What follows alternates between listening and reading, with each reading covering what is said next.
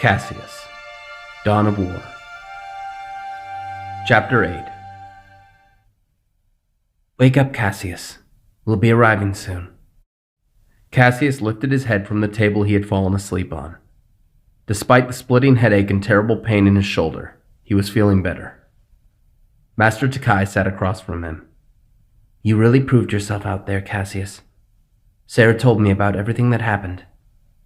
I owe it to your training, Master. I wouldn't have survived without it. As I told you before, Caseus, I am only your teacher. You've put in the work to apply my lessons. I'm very proud of you. Caseus smiled. So, how exactly did you get captured? Who gave you the intel in the first place? I assume the intel was sent anonymously by someone in Dravok's circle. When I arrived, I talked to that creature.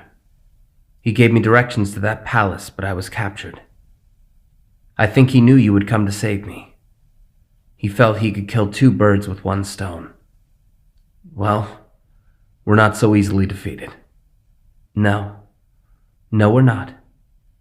The ship entered Coruscant's atmosphere and soon landed in the Jedi Temple hangar, where a few temple guards walked over to investigate the unfamiliar craft.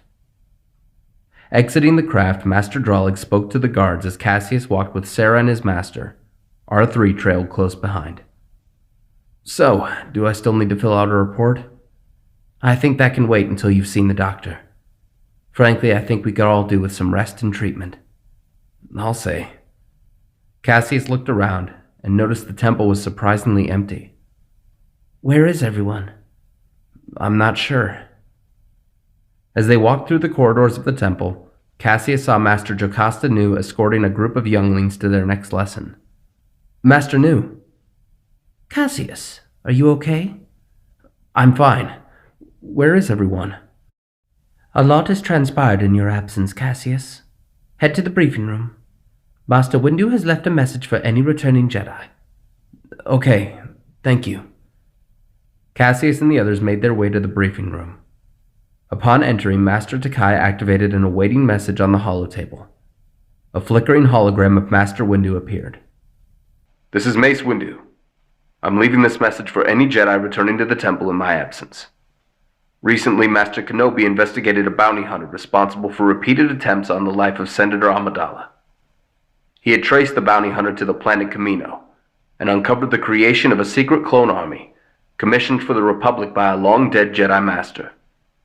After engaging this bounty hunter, Obi-Wan tracked him to the planet Geonosis and discovered a distressing truth. Count Dooku is aiding Viceroy Gunray and the members of the Separatist Alliance in the creation of a new droid army. Unfortunately, Master Kenobi has been captured. His Padawan, Anakin Skywalker, and Senator Amidala have also been apprehended after a failed attempt to rescue him. As of this recording, I am taking the members of the Council and whatever trained Jedi we can spare to liberate our fellow Jedi. Any Jedi seeing this recording are to remain at the temple to keep an eye on our younger students and the temple itself until we return. If I should not return, know that I was proud to have served with you all. May the Force be with you. Caseus sat in silence. A clone army? Dooku? Battle droids? This was too much to take in. What should we do, Master? We wait, Sarah. We put our faith in the Force and our fellow Jedi. Caseus sighed and put his hands on either side of his head. Head to the medical bay, Caseus. Get some rest, and I'll find you if we get any updates. Caseus nodded and walked to the medical bay. Inside, one of the doctors was organizing their supplies. Do you require treatment, Caseus? Yeah, it's been a rough couple days. Caseus sat on the table as the doctor examined him before having him disrobe and step into a bacta tank. Stepping into the tank, the oxygen mask was strapped onto his face as the warm bacta fluid began filling the tank. Soon he was completely engulfed. He could feel it working already. The aches and pains were fading slowly. As he listened to the muffled sounds of the machines in the room and the bubbles floating around him, he closed his eyes and entered a deep meditative state. His thoughts were clouded. Everything that had happened, the mission, his feelings towards Sarah, Dravok, and now armies ready for war. He could feel nothing but anxiety as he drifted deeper into his own mind. After what felt like hours, though more than likely it was much shorter, the bacta tank hissed around him as the fluid drained, and Caseus gently floated back to the floor of the tank, opening his eyes.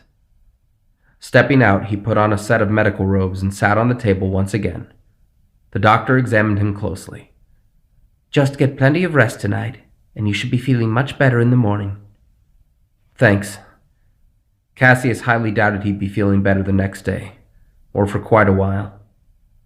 Everything was about to change, and not for the better. Caseus left the medical bay and returned to his quarters, putting on a fresh tunic and robe. As he sat, absent-mindedly flipping through pages of Master Takai's book, his comlink began to beep. "Hello?" "You're full of surprises, Caseus." Caseus' eyes widened. "Dravok." "I would have preferred to chat in person, but it seems I just missed you." "What do you want?" "I assume you know by now. If my sources are correct, the Republic is about to enter a war the likes of which hasn't been seen in over a millennia. Do you see now why I did what I did years ago? The Republic has once again allowed their hubris to overshadow their better judgment." "You can't hide forever, Dravok. The Jedi will find you and bring you to justice." Such brave talk for one so young. I told you once before that you were never my target. But Caseus, you have made yourself my target by interfering. And in doing so, you have endangered your master and your friends. Unfortunately, I grossly overestimated the skill of my hired help. But it doesn't matter. I'm a patient man. I will strike again. Rest assured that my next move will be far more direct. And you will see the truth in the end." "And what truth is that?" "All in due time, Caseus. We'll see each other again. Soon." The transmission ended as Caseus clenched his fists and looked out the window. The door to his room suddenly opened as Master Takai stepped inside. "I have news. Master Kenobi and the others were liberated from their imprisonment, and will be home before the day is ended. Many Jedi were lost on Geonosis." Caseus felt his heart sink into his stomach. "How many?" "Of the 200 that went to Geonosis, only 30 are returning." 30? What about Dooku?" "Dooku has unfortunately eluded capture, as have the many separatist leaders responsible for this plot." "Master, what's going to happen?" Master Takai simply looked at her student. "I don't know, Caseus. I was praying that it wouldn't come to war. But now that it has, we can only hope that this clone army is prepared to combat the evil that now threatens the Republic." Caseus and his master both stood silently. "What should we do about Dravok?" "I'm afraid Dravok is currently the least of our concerns. But he is not a free man.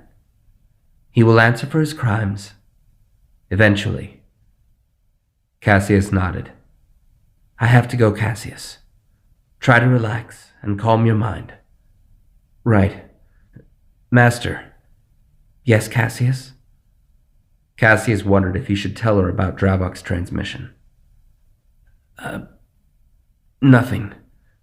Be safe." Master Takai nodded and left his room, leaving Caseus alone to think. As he sat, he heard his door open again. "Did you forget something, Master?" "Oh." Sarah stood in the doorway. "Can we talk?" "Sure. What is it?" "With everything that's happened, and after everything you did to help save us, I think I can tell you about what's been going on." "Okay, I'm listening." Sarah sat across from him. "What I'm about to tell you doesn't leave this room under any circumstances. Promise?" "Promise." Sarah took a deep breath. "Caseus, we've known each other for a while now, but something's changed recently.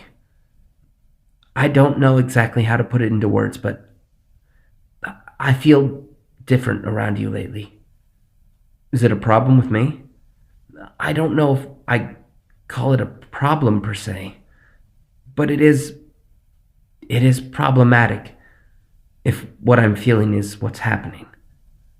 Cassius sat a bit closer. You think I'm making you feel something?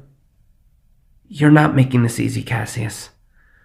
Look, you and I, we work well together. And maybe it's due to more than just training together for so long. Maybe it's something else. Cassius could feel his heart racing. That curious feeling was creeping back into his subconscious. Sarah, are you suggesting what I think you are? I don't know. Maybe. Cassius sighed. Maybe it was time for him to clear the air with her as well. Sarah, I know what you're feeling. Lately I've been feeling the same way. And I'm afraid of what these feelings could mean for us. But at the same time, I feel so much better when I'm around you. Things don't seem to worry me as much. Everything about you just... it's hard to explain. You make me feel like everything will be okay. And if I'm being honest, I need that now more than anything. Sarah looked into Cassius' eyes. She could see so much in his gaze. Affection, hope, sadness, and fear. Cassius returned her gaze, staring right back at her.